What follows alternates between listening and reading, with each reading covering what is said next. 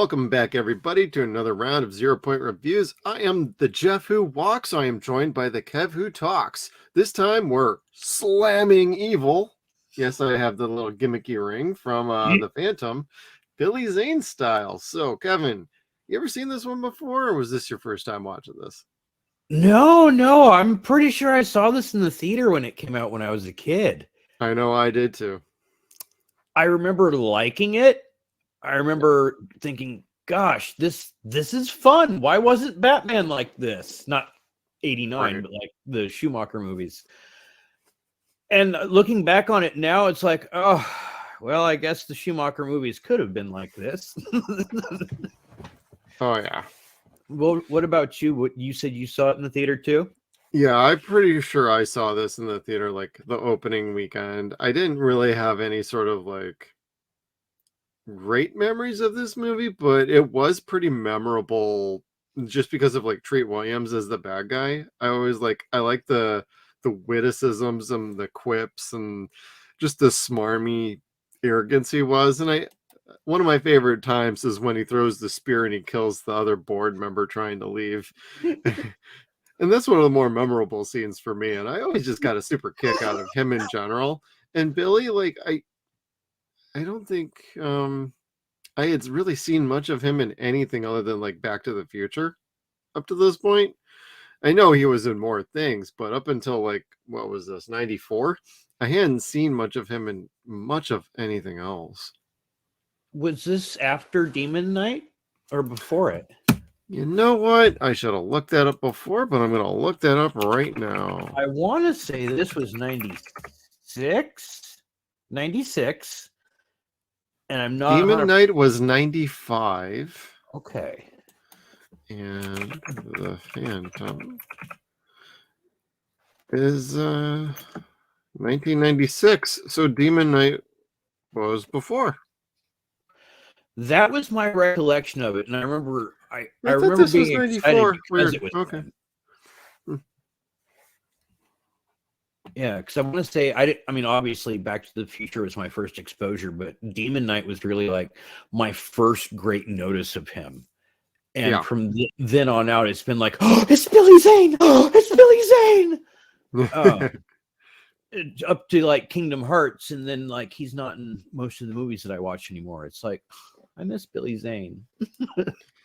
Yeah, I'm missing him from Hollywood. I know he's still doing movies here and there, so he's still got a career going on. I just thought he'd end up being a much bigger name than we ended up getting. But you know, his foray through the 90s was pretty sweet, and I pretty much enjoyed his run back then. And you know, him as the titular hero for pulpy hero from like the 30s, the 40s, and whatnot. I thought he carried himself pretty good. I think the script could have been a little bit meatier for him to be able to sink his teeth into, other than running around with his shirt off a couple times for the ladies. So, ladies, if you like a chiseled out Billy Zane, this is definitely a flick for you. And for us guys, who did we get? We got young Christy Swanson and young Catherine Zeta-Jones. And remember, kids, if she pokes, she smokes, she pokes. You got your joke wrong. Fuck! The first one, too. Damn it. It's not going to be a good night. That's quite okay. It's our usual nights, Kevin. I know. And I take it back. It was not Demon Knight was my first recollection. And getting to your point of a meteor script for him, Tombstone was the first time I really remember him. And that's right. He was in Tombstone. Yeah, and he had some great Shakespearean lines in that, and like he was pretty darn versatile in Tombstone. So yeah, that was a 0 Point, but it was going back to before. Yeah, and you know, you mentioned Tombstone, and the only name I kind of peg out of that nobody recognizes, or not recognizes facially, is like Jason Priestley, like Brendan from 90210. It's like, what, he was in that fucking movie? Yes, he was. Yeah, he was in love with Billy, wasn't he? I want to say that was the thing. He gets I haven't shot. seen that movie in a long time, so I don't remember. Yeah, Priestley leaves the Cowboys Yeah. because they shot him. Anyway. Yeah, I mean that's a pretty good movie too. But how would you rank on this on like the Billy Zane scale? Was this one of the better ones he did, or I mean, I'm gonna go Demon Knight every time, regardless. But Yes. this is all right. I do feel his outfit could have been a little bit nicer, but Okay, let's take a quick close up of that. Like, he is the ghost with nipples. the they perky. they made a latex suit for him, Yeah. in the same fashion that they made for Michael Keaton in Batman. But by the time that it came to shoot, he'd been bulking out so much and working out so much for this role that he didn't need the suit, and frankly, it didn't fit anyway. But it just looked silly. Oh, okay. So they put him in this type of suit with the latex head, Yeah. and it works out pretty well for him. Other Yeah. than the temperature, I'm sure. Right. I mean, it looked nice. My kind of complaint comes from like the dark shading where it actually reflects like the skull on the front and then like the design on the back. In Yeah, some shots it looks nice, and in other shots you could barely make it out. And I just felt like they could have done a little bit more accent and detail work to like darken that up just a tick more, so it actually shows some dimension to his suit. As it is, it's a very nice suit. It's what I would have thought they would have done with like a not Superman, but like Spider-Man. But even a yeah. Superman suit like this would be pretty all right too. Something that doesn't look like it's molded straight out of a machine press, you know?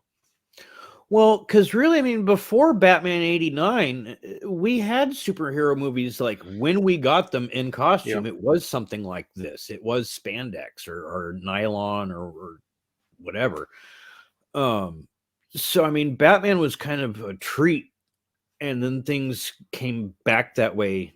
I'd say around Spider-Man, the actual Spider-Man movie, they started Right. With putting Toby. much more into detail into it. But this was about as good as you got when it came to superhero movies at this point, because of the detail that they had, even just there. Like, given the angle and the lighting, like you said, there were things that you could zero in on and look at that suit, and you're just kind of like, wow, that's kind of neat looking. Like, there was skulls on the shoulders too. Right. Yeah. So unless you're like really paying attention, or you have a really nice setup on your TV and you have the brightness turned up a tick, you don't Yeah. really notice like a lot of that. That's where I feel like the movie loses a little bit of a touch for me, is some of the lighting at times, and just kind of like the detail work on the suit. Yes, I'm just saying I would like more detail on the suit, but it also might have had something to do with like how they were lighting him, and it's like sometimes it's too dark, sometimes it's too bright. Like it feels like their timing was a little off at times. I mean, and not to say that the movie isn't a beautifully shot film. They have some Yeah. great locations, some really nice sets. Some of them are a little repetitive, but you know, they're trying to keep it simple with a comic book radio show adaptation, something pulpy, old school. I mean, we're getting into another movie very similar to this next week when we cover The Shadow. So, Which and we yes, the remember and Alec know is Baldwin one. good. Yeah. And so there's enough wiggle room with this suits before we got to like say Blade, where the leather really starts coming into play, in like the X-Men movies, Yeah. where we basically like shun like these kind of outfits entirely, and we almost go too far in the other direction. But like They did. Blade suit's dope, but I think like his suit with a little bit of extra leather instead of just for the belt and the gun holsters and the boots and the mask, of course, we could have had a little more accents with dark leather or something, because it makes sense because he's largely living in the jungle region. Yeah. Yeah. Where soft fabric isn't really like your friend at all. Exactly. Or you don't wear anything at all. Right? The humidity is going to soak through anyway. Yeah. Well, that's even a joke at one point with the movie too, where Christy Swanson's character says, "Oh, I feel like I'm gonna faint," and Billy just is like, "It's just humidity. You'll be fine." It's like, yo, she's probably dehydrated. Get the girl some water. Oh, there was so much to this movie that I was wanting to shake my head and put my head in my hands for. Like, there's a little bit of nostalgia goggles with my memory on this one. It is not as good as I remember it being, but it is more fun than I remember it being, which is kind of an oxymoron, but it's very Right. cheesy. It's Yeah. very simple, but it's very fun. Like you said, there are beautiful sets. There are amazing stunts, which thanks Yes. to Blu-ray, we could tell is not Billy Zane at all. Um, Yeah. Thank but you, my Blu-ray copy. yes. And then, the stunt work was a lot of fun, completely Yes. unbelievable, very much like, Universal Studios or what have you, but it was fun. They fall out of a truck that's on a fucking rope bridge that's somehow tied to the rope bridge upside down. It was like the reverse Indiana Jones scene from like Temple of Doom. It's like, oh my Yes. god, what are we doing here? We're doing this with a truck? Oh shit. And they And certainly blow the fuck out of that thing too. yes, and the scene starts with like grave robbers, pirates, what have you, looters, Yeah. kidnapping a kid to use him as a scout, and it's Harry from fucking Dexter, James Reamer. Yeah. And when he's wanting to shut the kid up, he goes to swing and hit the kid with his elbow, and it was like a really good throw, Oh and yeah. it was very well choreographed, because like the kid threw his head down. They weren't looking at one another, but they had their cues down really well. It was Yeah, they did. almost vaudevillian to it. It Yeah, was, and I appreciated that. That's almost like how you would think this would have played out if it was a much older adaptation. yeah, it wasn't like at first you have that kind of, ooh, can they show him hitting it or swinging at a kid? And Mm-hmm. then yeah, you can. It was the way they did it. It wasn't like horrible per se. And I say that as a dad of three. Believe me, I've swung at my kids much more flailing and shit. Get off me! Get back here, fucker! Anyway. Yeah.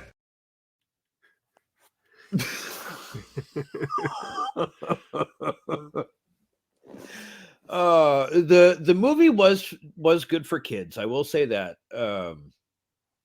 I don't know why I liked this as much as I did as a kid. Because again, I was that snooty 16-year-old that loved horror. It had to be 80s horror. Yep. Nothing in the 90s was really all that good. It was just anyway, yeah, but this it's easy to understand what's to like about it. You have fun, but it's easy to get trapped into seeing the negative bits of this movie. You need to just get rid of that. Like, suspend the disbelief, suspend the fact that you've ever seen the Avenger movies or anything in the MCU, and that this is just a fun popcorn movie. Like, you just want to go out to the movies for the afternoon, catch a fun flick that's not too much, not too little, and you have fun. And this certainly was that. To your point, it was just like listening to the serials. It was like watching oh gosh, what's a good example? Commander Cody. Oh yeah. Yeah. Yeah, I was just gonna say, like, this kind of matches like the feel of the 90s in general, where there it felt like there was a movie for just about everybody. So if you wanted something a little more serious, you just kind of had to wait a little bit more for, like, say, The Shadow. You wanted something a little more loose and free spirited and adventurous. This was probably the movie for you, because The Shadow feels more like a very early Batman kind of movie. This feels more like something of its own, with just a hint and dash of like other familiar properties you could be interested in. And to your credit, there's no blood. There is well, there's minimal blood, like super minimal. And then like nobody really like dies on screen horrifically except for Treat Williams' character, who gets incinerated by himself. Xander Drax. because it starts with an X and it ends with an X. Right. And it's a very family friendly movie. There's no swearing. The fighting is pretty smart. Yes, they're shooting guns, but like during this era of the 90s, this was not a problem. Yeah. To what we felt as kids, we were probably like, man, this is kind of weak. This is a little tame, but this is still a fun movie. As adults, we get a different perspective on it. So we can see where the fun and enjoyment is these days, but we also are watching with a more critical eye from when we did as a kid or in our teens, where we're just like, hey, just give us something fun. Now we're looking for something fun, but we also have seen other movies, and it's hard to not spot like inconsistencies, stunt doubles that don't match up, and you know, in the matte paintings, the CGI when they use it, it's there. It's fine. It's the 90s. You give it a pass because it was super early, but there was a lot of like typical magical tricks that they used from like the 70s and 80s for this movie. So they still were using a little old blue screen tech with a little maybe green screen. And I don't know, there's a certain charm to it. It It feels looked like a okay. comic book pulp fiction come alive, but it's a lot lighter. So it doesn't feel so heavy when you're watching it. It's not who knows what lurks in the hearts of men, it's the ghost that walks. The ghost that walks in khaki pants. Yeah. And that's one of those scenes that actually had to lighten up the picture because, again, it was just way too dark. And to that point, this was kind of charming as a comic book film in a way that Schumacher's films should have been. And we've talked about this in previous shows before, where Schumacher took the episode The Trickster from The Flash as references what a comic book movie or feel should be. And that wasn't wrong, but he just didn't apply it properly. This feels like the way Schumacher should have done a Batman film. Yeah, it definitely feels like this was the paintbrush he should have used instead of the broad stroke. Agreed. And Billy Zane was very much an Adam West type character in this. Yes. I'm sorry, ladies, even though they're all sitting there packing heat. and all eyeing him up like he's a beefcake. It's like, okay, you got me interested here. We're gonna kill him and then fuck him. And then not in that order sometimes. Ah. But again, the movie's very simple. It's got the skull cave where he's got tomes and tomes of information, kind of like Doctor Strange does, and they give you this quick exposition. 3 skulls, big boom, bad. Okay. And I thought it was going to be kind of the way the Shadow was, where the doctor, I think, was the scientist was making the bomb for yeah. Anyways, I thought that's what this was, but no, it was not. It actually was like a supernatural type power. They had the lasers and all that shut out the eyes. Do you speak English? I do speak English. It was like the staff of Ra from the Raiders of the Lost Ark. That's what it reminded me of. Or Schwartz fight. Oh, that's true. I mean, I really enjoyed the part where the two skulls, when they first came together, they actually marked the map where the third skull is. It's like details like that are just missing from these adventure movies these days. So there's something to behold with this movie as far as like nice little sprinkles of details and enjoyment, and giving you that whimsical following the adventure along instead of sitting there waiting for the adventure to get moving. Which could happen with movies in the 90s, but it didn't happen with this one. You basically start off like right away, like, hey, we're getting going here. We ain't dawdling on an origin for like 20 minutes. Yeah, I mean, this movie runs at, what was it, 94? something to that Yeah. effect. It was 100 minutes, it says approximately. Yeah. So, with that having been said, pacing is not a problem with this movie, albeit the fight scenes, the chase scenes, and the dialogue, everything just goes really, really fast. Yeah. Editing was really super tight. So whoever Yeah. I didn't catch the name of the editor, but he was on point with this. And working with the director, they made a very strong, quick movie that carried through. Yes. And the actors, the actors in this cast is just amazing. Like, you wouldn't think that they'd all be in a movie this kind of silly and unknown. Yeah. Yeah. And I think that gives it a certain charm to it. I know I'm going to say that probably a lot, but the movie is freaking charming as hell. I mean, the dialogue is at times not the best. We can just go ahead and say it. Like, the dialogue ain't great, but they're modeling after the serials, so they're trying to maintain the spirit of that. It was kind of done with intent because you got quality actors and actresses who know what they're doing. They are very capable of doing much more with these roles if they had the dialogue for a more modern audience, but they were playing to the strengths of what made the Phantom popular to begin with. Yes. And I liked Catherine's character in this, Sala. She reminded me She was great, dude. She was. She reminded me of her character from The Haunting. Oh, yeah. Which was another hysterical character as well. But you knew that. I knew that. She was a sky pirate in this. And I was kind of like, yeah, okay, that's cool. And when you first see her, she kind of looks cool. Except for she's got an ascot. Yes. And I wasn't sure what the S stood for at first. So I'm Mustache. like, Styles. S stands for something, and it just kind of stuck. I'm like, okay, we'll call her something. Yes, that Sultry. too. Sultry. Well, I almost didn't recognize her. She was really young in this movie, so I was just like, God damn! Like, now I want to watch like the Zorro movies and whatnot with her in it. Yes, but not Entrapment.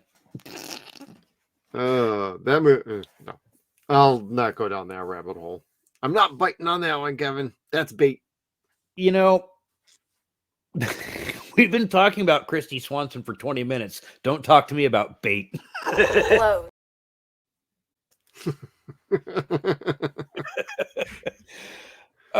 So, as you like to say each week, a hero is only as strong as his villain. And yes.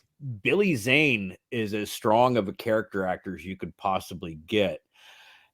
And I'm thinking that the bad guy is also going to be of supernatural origin. He's not. And he's just a thug. And I'm waiting for some exposition that he is something supernatural disguised as a thug, but he's not. He's just a typical New York thug that's a man about town. He's like John Gotti, basically. Like, everybody loved him. And when he's starting to walk into the set, the first time you see him, Buffy's Uncle Dave, is that his name? Yes. Who was like, what is he doing here? And I'm sitting there like, fuck me. What is he doing here, Jeff? I don't know, Kevin.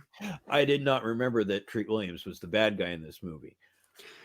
Oh, that's like the one thing I do specifically remember about this movie is his like over the topness with his character. The only problem I have with him and his character more as an adult now than I did as a kid is he doesn't really physically get involved with like anything. He's basically ordering people around like a true villain. You know, he's got his henchmen and he's got his upper echelon henchmen. Then he's got his girl. And then he basically hits the skulls as a weapon. Like, he doesn't actually do any physical fighting. They largely save that for Shang Tsung showing up at the end. Yeah. And I'm not kidding. The actor Cary Tagawa, thank you. He shows up and he's in total like Shang Tsung mode, and I'm like, well, they called the Brotherhood the Sang Brotherhood, so I was just like, the Shang Tsung Brotherhood. All those pirates, those are his souls. Been collecting them for years, which was also Yep. funny because the pirates, who were supposed to be of also supernatural descent, had like a own Skull Island type area that is supposed to be very similar to the Bermuda Triangle. Ships and boats go in but don't come out. And they have this island there, and on the inside of the island is basically Pirates of the Caribbean, where they have a submarine where they pillage everybody from under the water. It's like, that was kind of cool and smart, and it worked. I really liked some of that. That gave you a little bit of a steampunk thing without actually going full bore into it. Yeah. Now, where it got a little funny was James Dreamer going, "Look, brothers, I'm one of you." They're all kind of like, yeah, who's this honky? Like, really? Like, oh man, that was fun. I ain't with his. I ain't with this guy. I'm stupid. He was so good though. Like his little mannerisms of rubbing his face, when he sees the skull, rubbing his side because he knows he stabbed him there or whatever. He's got the holster, which was kind of dirty. But the best part is where you were saying he chucks the spear at the mob boss, and Reamer like turns to look like, "Why did you do that?" And then he looks back and he's kind of like, "That was cool." He has this big old smile on his face. And then he starts rubbing his shoulder. He's like, "Yeah, that tendonitis is acting up again." I don't know if that was like part of the script or if they're like just he was actually like talking and they just kept rolling cameras. That seems to me one of those things that kind of would have been one of those chef kisses that made Treat Williams. Yeah. And kids at home, I talk a lot of shit on him as a joke. Like, I like him a lot, but I hate Deep Rising. So whenever you hear me talking shit, it's really in loving jest. That having been said, I also think he had like the best lines in this movie. The best look. He kills the mob boss and then looks at his brother and says, "You ready to be the boss of bosses?" Well, I've always wanted to. And he just gets this look. He's like, "Good man." That would have been a good video clip. Sorry, everybody. I didn't have any video clips for this because nothing was like screaming at me. Now I'm thinking about it. It's like, yeah, maybe I could have pulled a couple. Treat Williams is the picture in the dictionary next to the word moxie. Like, he totally has that as Xander Drax. Yeah. Drax, not the Destroyer. No. I'm just glad I got it right. I have a hard time with names. I do too. I couldn't remember Kerry Takagawa's last name, Yeah, like, Jesus Christ, I should know that. I've seen him in like 1,000 different projects by now. He's also amazing. Like, anytime you see him, you just kind of know, ooh, shit's gonna get real. Yeah. Well, at least the action when it finally drummed up, it was actually pretty fun and exciting. So they at least kept that moving along. That was well shot, well choreographed. Every scene felt like it had some energy going on. So it always felt like there was constant movement without like the sharp editing you get like in movies these days, where every time there's a punch, there's a cut. You hit them with something else, there's a cut. No, you get like actually full scenes of fighting or shooting at each other. And I enjoy it. And even the goofy special effects when they're shooting the guns and the bullets are reflecting or deflecting off the trees, you still get the little sparkle from the bullet hitting the tree. I'm like, that's not metal. It wouldn't do that, but okay. You also hear tires squeal when they're driving on dirt roads. Yeah. I mean, it's things like that might pull some people down as far as like, man, that took me out of the movie. But if you're watching this movie, you should know what you're getting into. You really should. This is just a campy superhero movie. It's just a lot of fun. Yes. Now, I don't know that I would say that this is good as the RoboCop TV series. Mm-hmm. It's around Maybe. the same time. Yes. But well, I guess nobody got shot in that either, did they? Yeah, because they kept that pretty PG too. Yeah, maybe it's about on par. I don't know. What was this rated? PG. It's a straight PG.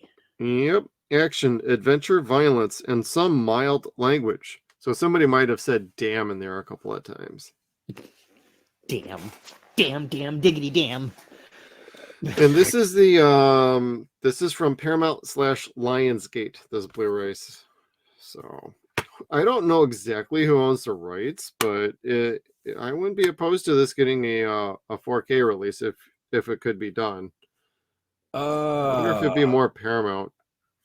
It might be one of those weird ones, but I don't know. There's not much for extras on this. It's just a trailer too, by the way. But they got a nice sound mix on here, and now the and remake, subtitles. That's about it. The remake may have the answer. Whoever holds the rights to the remake may have the rights to this too. Oh, what is that? Phantom 2049 or something like that? 2099. I cannot bring myself to want to watch that. No. If you're gonna do something akin to a newer Phantom, fucking just bring back Billy and just have him be playing like the next dad. Like they were talking about, like he will pass this on to his son. You already set up something to where even if you don't do a sequel like immediately, you can come back to this and you can set it more modern time or into the future. I'd actually almost prefer they did more into the future. And you can still have Billy back. Like shit, that was actually very interesting. While they don't explain it very well as to how he can talk to the spirit of his father, but quite frankly, like Force. Or what? The Force.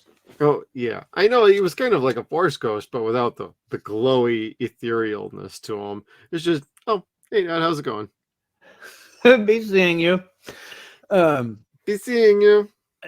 That was kind of special to see. I enjoyed that. Hearing the voice before even seeing the face, I was like, oh no. It was great. I liked it. Anytime a new character shows up on here, it was like a special cameo. It was fun. Oh yeah. Nothing about this is intense at all. Like, no. It's all fun. You're not going to be holding your breath as to anything that happens. It's not that kind of drama. No. It's like, how much did they make on this movie? I don't know how much did they. Let's see. That's a good question. Let me look that up. I know, riveting YouTube videos with Jeff and Kevin. Watching them look shit up that they should already have written down. Nope. That's okay. Being with me. Well, this is direct to tape, so we are looking this up. So, Box Office Mojo, The Phantom, 1996, not 94. Okay, that is on here. So, let's see. Its opening was $5 million, and it grossed around $17.3 million. I suppose for the time that's not bad. Yeah, I'm kind of curious what the budget was. Budget for... Yes, I have a mechanical keyboard, everybody. So when you hear the clickety clacking of my keyboard, that's what it is. I just tell people you're playing Batman 66 in the background or something. I wish. Let's see. Financial information on... It had a production budget of about $45 million. So this was a bit of a flop. Oops. Oh, that's right, because this was supposed to be the first of a trilogy, and the trilogy did not happen. Yeah. It's too bad. I mean, it's a good fun movie, but I can see how it didn't like speak to a wider audience. Yes, because it was very tween oriented in a way. Yeah. But tweens aren't familiar with the Phantom. So it's like it had to be people like kids like you and me that magically knew about radio shows and listened to them because we thought that they were fun. And because their grandparents would play them for us, like me with The Shadow with my grandfather. Yeah. And also hearing about how the Batman was modeled off of The Shadow. True. And this Batman and Robin should have been modeled after this. Damn it. Yeah, no kidding. At least it had this kind of sense of reality and like normal world rather than like completely exaggerated reality. For the most part, yes. There's no cartoon sounds. You're not hearing Kaplow. You're not seeing any goofy zany fight scenes like hit a guy so hard that his eyes keep rolling or something like that. Nothing stupid. Bing! Yeah, nothing like that. The fight scenes are good. This really is like going to Universal Studios or Paramount's Great America and watching one of the stunt shows. One of the things about those stunt shows is, are they cheesy? Yeah, because that's what they are. But they're fun. They're always entertaining. There's always something to see. There's always something getting blown up. And there's certainly that. Yeah, just always a good fun time. The curious use of the horses only made sense in a couple of spots, but they made some good use of the animals that he was kind of friendly with, and I enjoyed them as like little side characters, and they didn't take up too much of the movie, so they never really distracted from him as a character or what they were doing with the movie. They talked. The animals talked. They were Batman and Robin too. It was so hard not to make a picture of the fucking wolf going, and then he fucking left me. He fucking left me. Bitch ditched me. Oh, shit. But at least the wolf got onto a ship and backed off, and put down like the bad guys. Yeah, that was cool because again, he has this entire ship to take over after getting Harry Morgan first, and then Buffy takes out one guy with one shot. It's like, not shots. All right, then. I've seen Christy Swanson do stunts a lot better than that. Like, she's capable of doing a lot more. And they didn't write her well enough, I don't think. Like, she had some really fun lines. She had some good shots, but not as good as I'm sure she could have handled. Yeah, for me with her character, it felt like they started her off pretty strong, but then they kind of like lost their way with her through the middle act and the second act. And then the third act, they started to bring her back along. But it's like, I kind of liked her being strong all the way through if that would have been an opportunity for it.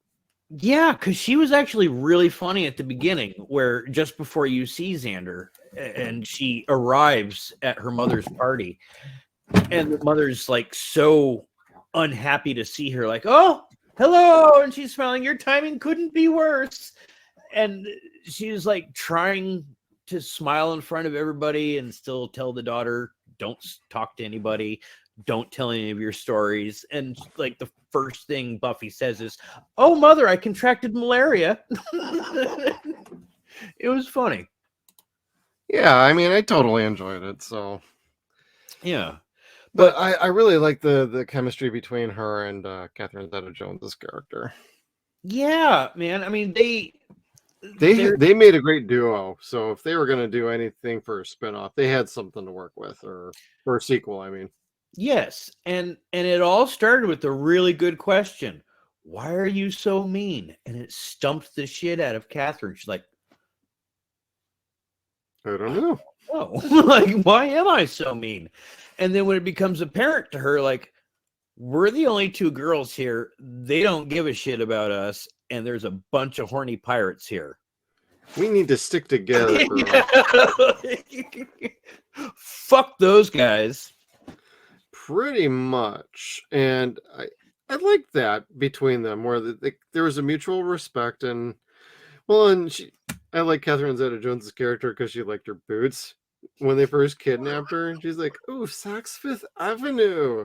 And I'm like, that's really funny. And then just their interactions and how they're developing together towards the end, and then they both work to escape together and work together. I'm like, that's a nice character arc. You don't really get much of that in any of these movies in the 90s. So that's an extra bonus point that this movie had, was they gave arcs to these characters, and it was very nice. I just wish they were a little stronger on these characters through the middle act instead of just waiting until final few moments of the third act to kind of pull it all together. And start fighting. Oh, yeah. See, we plan ahead. That way we don't do anything right now. Earl explained it to me. And that's how that works. It's still my favorite quote that we use. I know. Oh, but gosh, what more can I say about the silliness of this? The necessity to get the third skull or to find the second one was just so happenstance, where like the guy that likes Buffy is like, oh, I've seen that. Let's see, it was my birthday party when I was 11. It was at the museum. Right. Yeah, because someone threw up and this and that, and it's like, okay. It's and like, then yeah. Shorten that up, buddy. We don't need the whole story. And they just immediately cut to the scene, and it's kind of a joke the way that they handle it. And he's like, there it is. I better bust it out of there now. And she's like, well, why don't we just wait and not do that? And he totally disregards her and throws it through the fucking glass. And it's like, well, it was great. All right then. And all I could think of was Chappelle going, third world problems require third world solutions. Break the glass. Break the glass. It was cool though. Oh man, you talk about glass, and like Sting's last match last night, and one of the guys went through a glass thing that from like 16 feet in the air and fell through a glass pane, and it was crazy. Ow. Yep, and only 12 stitches. And he's okay. Only 12 stitches. 30 staples, but only 12 stitches. Yep, and the Phantom only took, what was it, like a paste or something for his little stab wound that the one guy gave him? Yeah. That was like the only bloody thing we had in this movie, is when the Phantom got stabbed about like 25 minutes in. Yeah, and then he was sitting there trying to read the book about the three skulls that I'm sure he should have known about, considering he's like the 19th out of God knows how many Phantoms. Because that's what he's sworn to protect. You've been training for how long, dude? 3 weeks or 30 years? In that regard, he was a giant child in this movie, and I liked that about him. Without being completely stupid about things. Yeah, like, and you weren't sure at first why he was so giddy and stupid for her, and then you're kind of like, you find out that, oh yeah, that was kind of his fling. Yeah, it's from college, which they don't really get into a whole lot during the movie, because even for a while I'm like, I don't remember this. Where the fuck did he meet her? And then literally as I was thinking that, they say, oh yeah, we were in college together and we were kind of a couple then. It's like, oh, okay, at least you didn't dawdle too long in educating the audience, who was probably already thinking, what the fuck is this? Yeah, I'd written down, like, is he a fanboy? Is she famous? And he's like, oh, it's her. Oh, did he cause the accident? We don't know. Nope, but if he did, there's only one thing to say. It is him. That's what I gotta say about that. What you were saying earlier about the blue screen and the green screen. Oh yeah. Where they were using that a lot was where they were flying airplanes. Yes. And I expected it to look a lot worse than it did. I did too. And it worked out really well. Yeah, it looked pretty decent on the Blu-ray, so. They didn't really use any CGI until the end. I mean, like, yeah, there's the ILM lasers.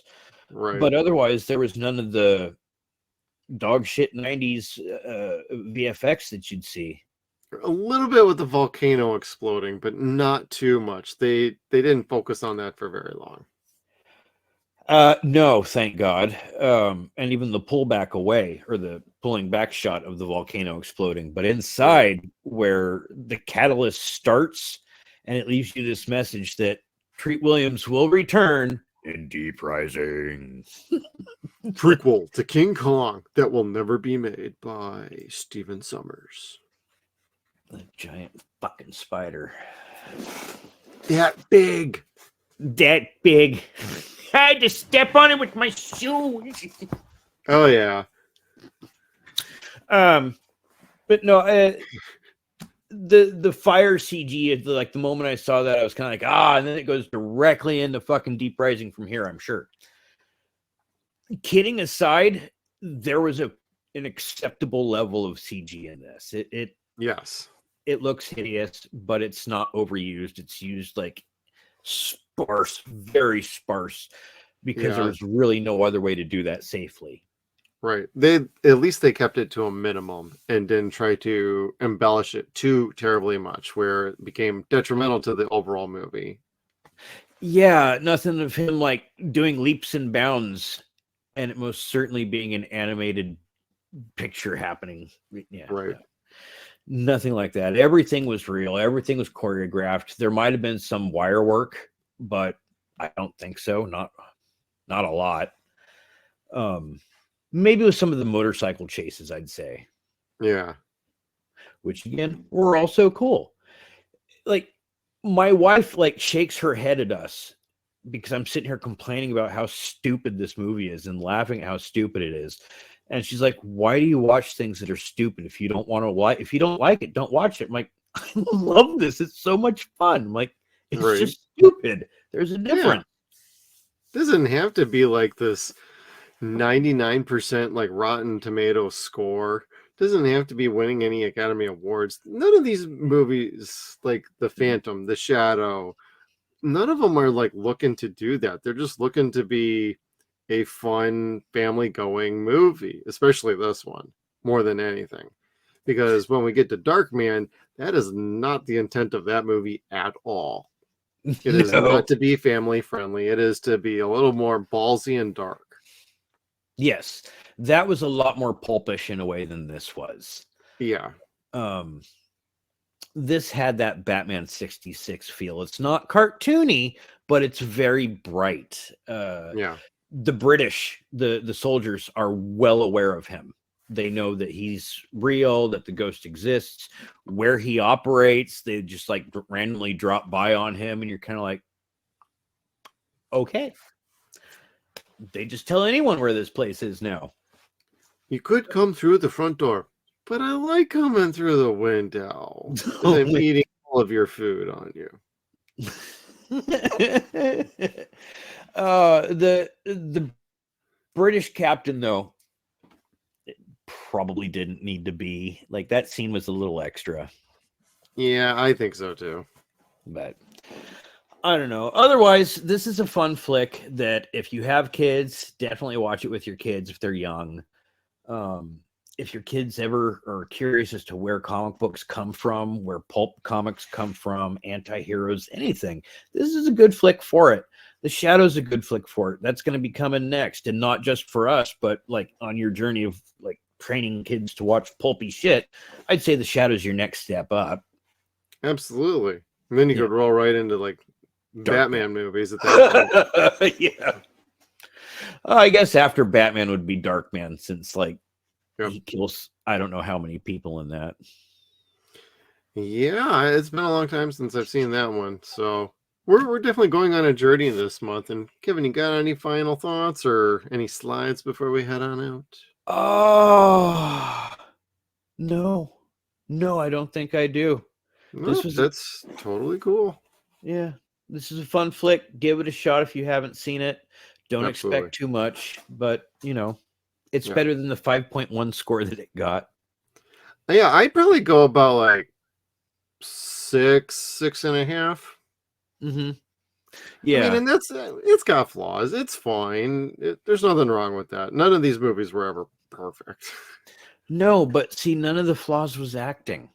None of the flaws was story. Like, everything made sense to a point. Like, was it detailed and well played out like you're laid out, like you said? No, it didn't need to be. No. Keep it simple. And you go on, keeping the movie going. Hence the pacing worked the whole time. Right. And if it proved to be successful, they could take what they learned from the first movie and improve upon it in the second one, hopefully. Not all sequels do better, but sometimes they do. Like, just for a quick example, like, everybody loves Shrek. I think Shrek 2 is the best of all the Shrek movies.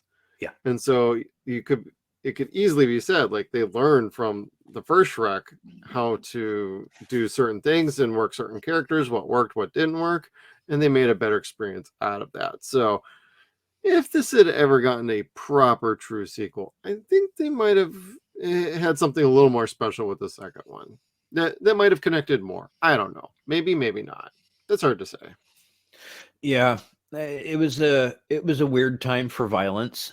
So, and again, it was Paramount, and even their violent movies were not all that violent at the time. This is very true. Except for Event Horizon. Yeah. All right. Well, thank you everybody for tuning in. We hope you enjoyed this review. If you did, please hit the like button down below. We'd like to have you along with us, so please hit the bell notification when you subscribe to our channel. We are closing in on 1,000 subscribers, so thank you everybody who has joined us on this mission of ours.